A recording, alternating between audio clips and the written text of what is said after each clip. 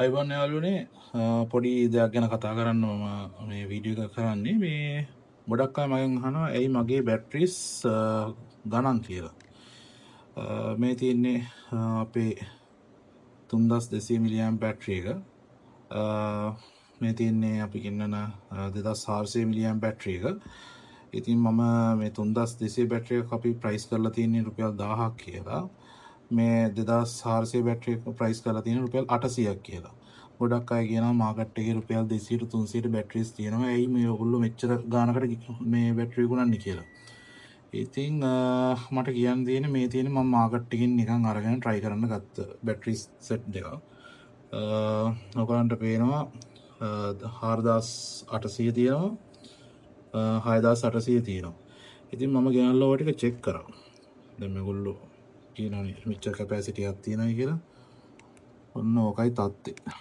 ඔන්න මේක බැටරි එක 6800 බැටරි එකේ තියෙන කැපැසිටි මිලිඇම්පියර් 1000යි 1089යි. 6800 අනිත් බැටරි තියෙනවා 1124ක්.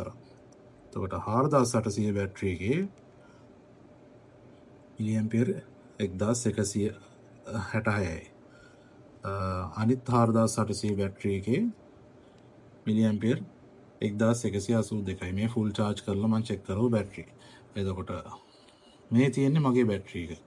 මේ ෆොටෝ එක මේ තියෙන මගේ බැටරි එක.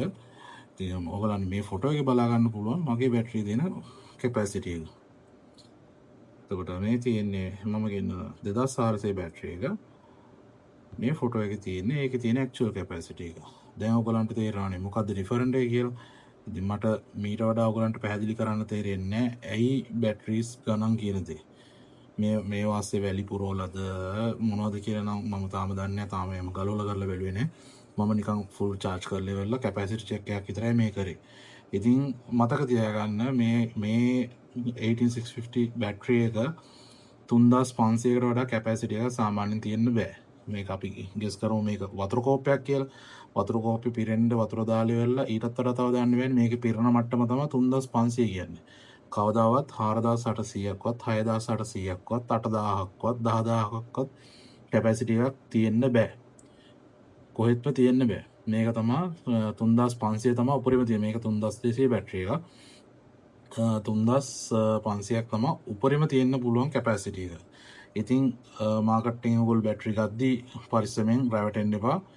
බලලා හරි තැනකින් ජෙනුයින් බැටරි එකක් ගන්න try කරන්න. ස්තුතියි.